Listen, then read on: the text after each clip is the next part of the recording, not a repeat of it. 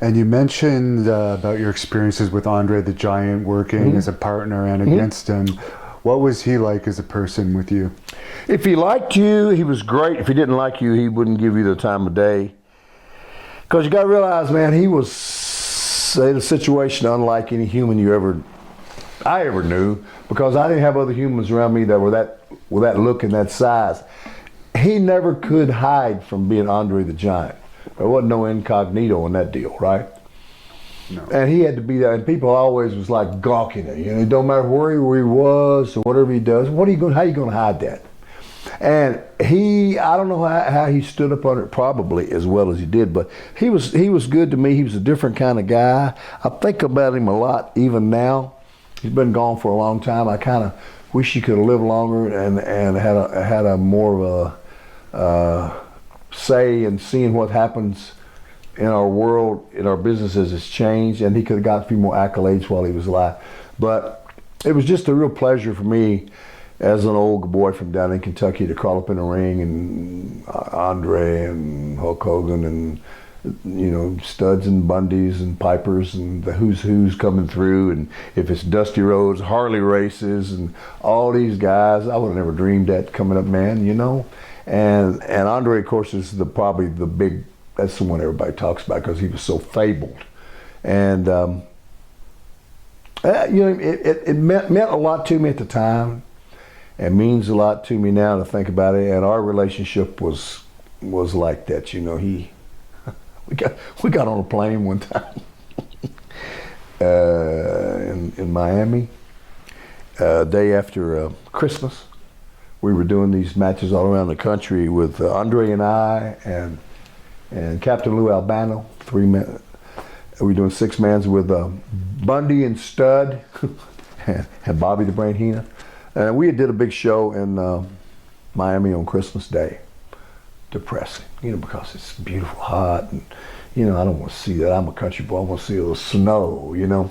But I had to do the show. We did the show, and the next day we had to go to Dayton, Ohio. We're going to Dayton to the Hare Arena. So we get up to the airport early that morning. Andre says, "Hey, boss, you sat by me." And I'm going, "Oh, you know, I got the big hair at the time. I was about 45, 50 pounds heavier than I am now, you know, 300 some odd pounds or whatever it was, or 60, 315 pounds, whatever. And I get in next to him, and here he gets here, and he's 500 some, 60 some pounds. Here we are, stepping there. You know, I'm looking at him big. He says, "Let's have a drink, boss." So, okay, now you got to understand this. Cut through it, go through it, finish it up. They started bringing all these little bottles. Vodka guy, but he bring all these little bottles out, everything. From the time they allowed us to begin the beverage service to the time they cut us off, we had drank 56 bottles of liquor. I drank 8. He did the rest of them. Just on a flight from Miami, on a U.S. air flight that time, from Miami to Dayton. Before wrestling. In the morning, it was morning time. Yeah. But that's what he did. And I drank 8, and I was like, goober face. I'm not really drinking, I don't really care about it. And he did all that. I mean, we went through everything on, and the girl said, the airline girl says, "You all have drank all the bottles." All the bottles. I mean, everything. The lighter ones first, then he went to the darker ones, rums and the things, whiskeys and whatnot, and he got on the wine. It's crazy. He had those capabilities. I mean, he had a hand so big. He had fingers so big that you could take his ring and you could drop a silver dollar right through it. Just boom, right through. Wouldn't touch nothing. And you know, a silver dollar's about that big. You know, it's crazy. I mean, it was like unhuman.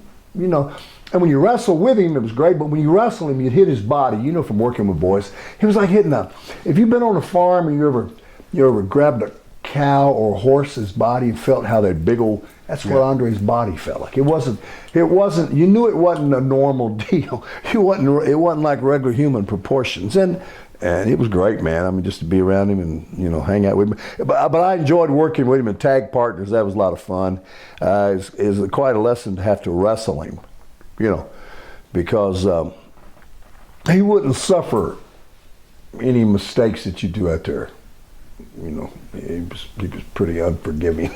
And there's a lot of guys that, you know, got caught up in, not me, because I I was hip to what was going on. And then I wanted to make sure I'd do the right thing, make sure that he got what he wanted, because after all, that's why he was and still always will be called the boss, you know. So that's my Andre stories. And I miss him, man, all the time. I wish I could. Sometimes I wish he could have seen some of the stuff that we've seen in the last 15, 20 years. Andre, I knew how to work with him. I knew who he wanted to do. I knew he had a lot of limitations. He was hurt, and I would always try not to make him bend over, because at that time you don't want to get stepped on by him, or you didn't want him to accidentally, you know, step on your arm or your finger or something. So I'd always come to him, but I wouldn't make him get out of his range because he was hurting, and I would come back into him and give him what he wanted, make it easier for him, you know, to work. And he appreciated that.